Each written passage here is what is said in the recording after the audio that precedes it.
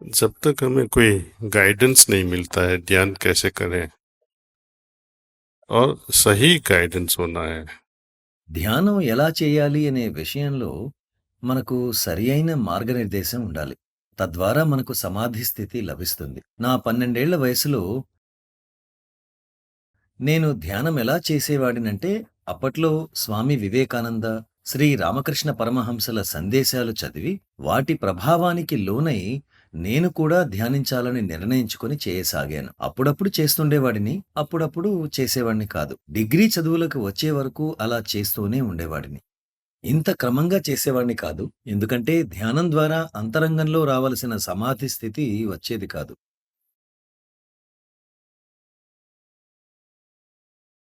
రామకృష్ణ పరమహంస, దేవకిల సందేశాలను చదివాను. వివేకానంద రాసిన 9 సంపుటిల్లో కూడా ఎక్కడా ధ్యానం ఎలా చేయాలో రాయలేదు. నేను ధ్యానం చేస్తాను, చేస్తూనే ఉన్నాను, మీరు ధ్యానం చెయ్యండి అని రాశారు తప్ప ఎలా చేయాలో రాయలేదు. నేను శాంతభావంతో కళ్ళు మూసుకొని కూర్చోవాలి అని అర్థం చేసుకొని అలాగే చేస్తుండేవాడిని. అహ్మదాబాద్లో ఫార్మసీ 3వ సంవత్సరం చదువుతున్నప్పుడు నా స్నేహితుడు ఒకడు, నీవు ధ్యానంలో కూర్చుంటావు గాని కుదురుగా కూర్చోలేవు అన్నాడు. ఏం చేయను? కోరికైతే ఉంది కాని స్థిరంగా కూర్చుని ధ్యానం చేయలేకపోతున్నాను అన్నాను. నిన్ను ఒక సోదరి దగ్గరికి తీసుకెళ్తాను, ఆమె ధ్యానంలో ముంచివేస్తుంది అని చెప్పాడు. సరే అన్నాను. ఆమె ఒక గృహిణి. సహజ మార్గం, శ్రీ రామచంద్ర మిషన్లో ఒక ప్రశిక్షకురాలు. ఆమె పేరు ద్రౌపదీదేవి అగర్వాల్. ఆవిడ ఇప్పుడు లేరు. నేను ఆమె దగ్గరికి వెళ్ళినప్పుడు ఆమెకు 42, 43 సంవత్సరాలు ఉండేవేమో. ఆవిడ నాకు ధ్యానం నేర్పే ముందు, ధ్యానం ఎందుకు చేయాలనుకుంటున్నావు అని ప్రశ్నించింది. స్వామి వివేకానందలా కావాలనుకుంటున్నాను అని నేను చెప్పాను. అందరికీ కోరికైతే ఉంటుంది కదా. సన్యాసిగా మారి భారతదేశంలో పవిత్ర స్థలాల్లో తీర్థయాత్ర చేయాలని ఉంది అన్నాను. అంటే ఈశ్వరుణ్ణి వెతకడానికి బయలుదేరతావా అన్నారు. అలాగే అనుకోండి అని నేను సమాధానమిచ్చాను. ఆవిడ అంతగా చదువుకున్నది కాదు. ఆ సోదరి 4 లేదా 6 తరగతి వరకు చదువుకుని ఉండొచ్చు. అయినా నన్ను ఇలా అడిగింది, ఈశ్వరుడు ఏమైనా దారి తప్పిపోయాడా? ఆయన్ని వెతకడానికి నువ్వు వెళ్ళడానికి ముందు సరిగ్గా అర్థం చేసుకో. భగవంతుడు ఎక్కడా తప్పిపోలేదు. ఆయన అంతటా ఉన్నాడు. మీ హృదయంలోనూ ఉన్నాడు. అక్కడ అనుభూతి చెందడం నేర్చుకో. स्वामी विवेकानंद बनना चाहते हो, सन्यासी बनोगे क्या? मैंने बोला हाँ जी।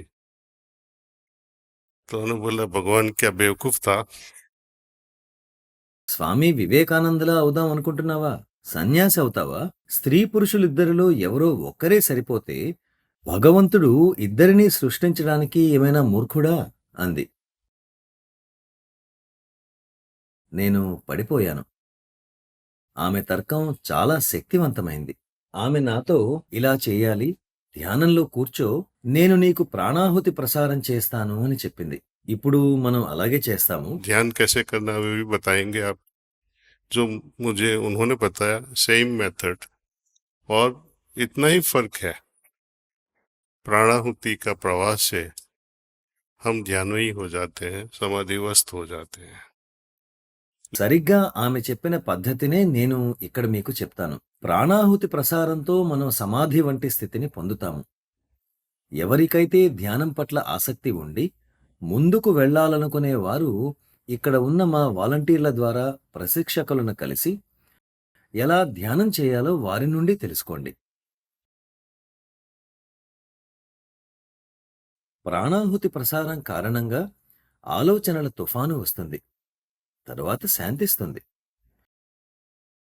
और खास करके हमें वही विचार आते हैं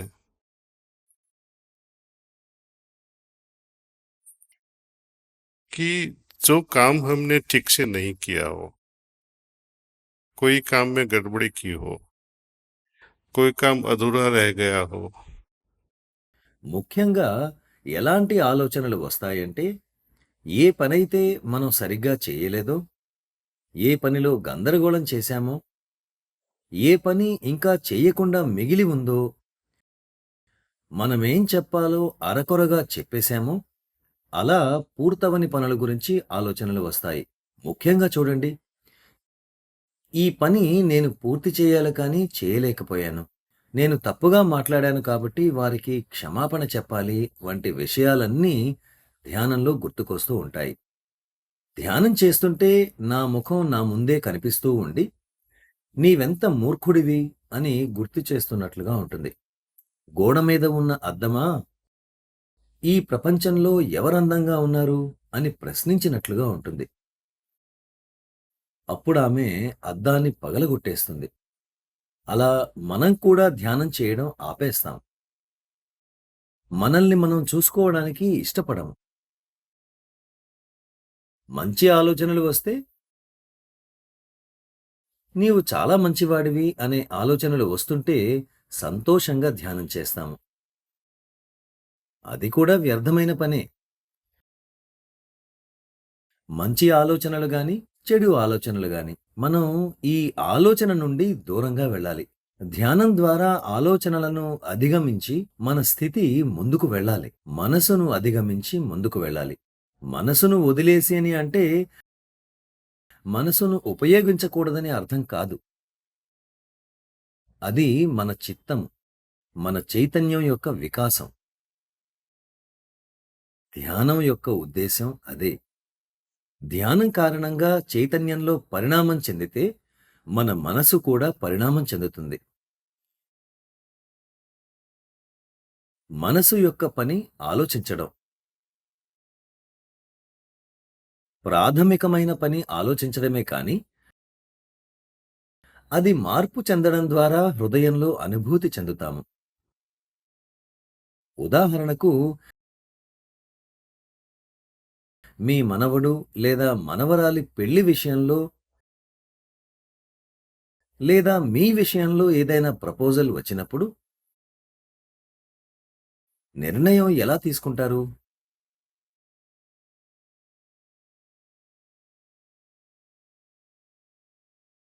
ఆలోచిస్తూనే ఉంటారా?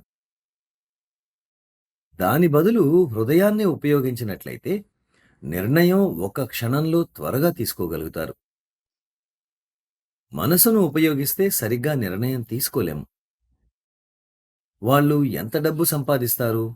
వారికి ఎన్ని ఫ్యాక్టరీలు ఉన్నాయి? అలాంటి విషయాలు ఆలోచిస్తుంటే ఇంట్లో ఎప్పటికీ ప్రశాంతత ఉండదు.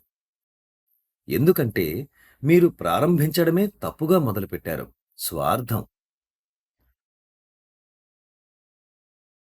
ఆలోచన నుండి అనుభూతి చెందడం అనే పరిణామక్రమం ప్రాథమికమైనది.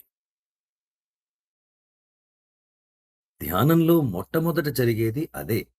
హృదయంలో ఎక్కువగా అనుభూతి చెందుతాం, తక్కువగా ఆలోచిస్తాం. అనుభూతి చెందుతాం కాబట్టి ఎక్కువగా ఆలోచించాల్సిన అవసరం ఉండదు.